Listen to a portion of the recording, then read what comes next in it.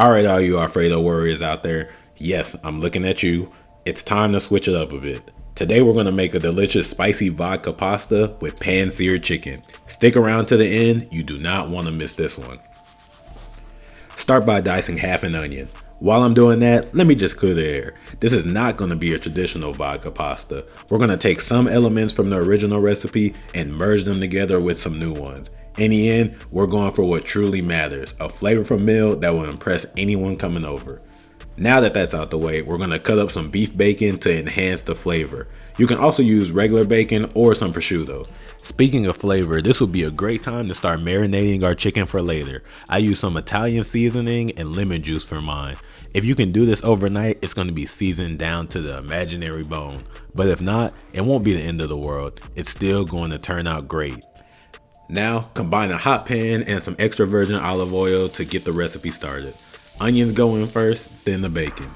Medium heat will suffice for now. We're just letting these cook for a few minutes. Beef bacon in particular is very fatty, so be sure to get as much fat rendered as possible. In this instance, I overcooked the bacon just a tad, so just be sure to find a happy medium. Drop about a tablespoon of garlic right into the center and get it mixed up. Your kitchen should be smelling like a 5-star restaurant about now. Add 1 whole can's worth of tomato paste and stir as needed. More than likely it's going to be clumpy in the beginning, but it will start to loosen up the hotter it gets. Always remember to keep an eye on your heat. The last thing you want to do is burn your food. Even if it takes a little longer, going low and slow will make sure you come out with a product you enjoy. And honestly, with the way inflation is looking, we don't have time to be burning food. It costs almost the same amount of money to go out and eat as it does as staying and cooking yourself. Fortunately, this recipe came out to only about $20, which is definitely a steal these days. So take care of your food and it'll take care of you. Now add 100 liters. Wait, no, I think that's supposed to be milliliters. Yeah, 100 milliliters of vodka to the pan. Follow that up with about a cup of heavy whipping cream and stir again. And if you're wondering if you could taste the alcohol in the final product, the answer is not really. Most of it will cook off before you even plate it. However, if you do like your dinner tasting like Tito's, you can add it in later. If you're wondering why my phone is in the shot, don't. Just go to TikTok and follow me at The Date Night. Shameless plug. If you couldn't tell already, we season heavily over here. Introduce your sauce to some garlic powder, onion powder, Italian seasoning, and red pepper flakes. My favorite part about this meal is that it only takes about an hour from start to finish.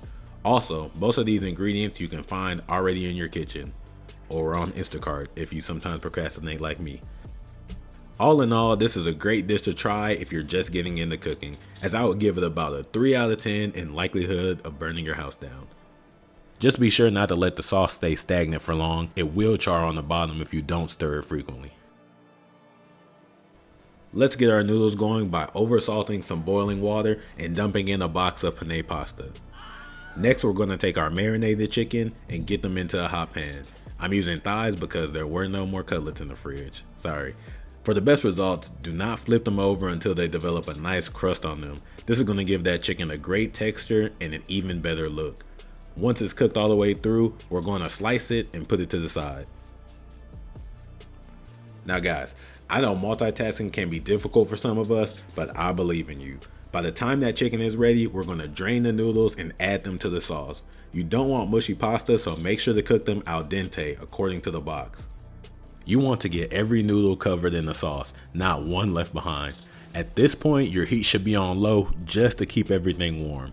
If your noodles are a bit underdone, you can throw a lid on there to get them tender. I like to do a final taste test about now, just in case we need to adjust. If the spices are off, I would add some more heavy cream and re-season. Fortunately, everything was to my liking. Look at this C+ pasta flip I did for y'all. Now, if that doesn't deserve a like, I don't know what does. Grate some fresh Parmesan onto the pasta or use the pre-shredded one from the store. No one's gonna fight you. Stir that in and plate the pasta, adding more cheese over the top of that. Now gently lay your chicken on top and voila, you have spicy vodka pasta. If you learned something new from this video, don't forget to leave a like and subscribe for more content from the night.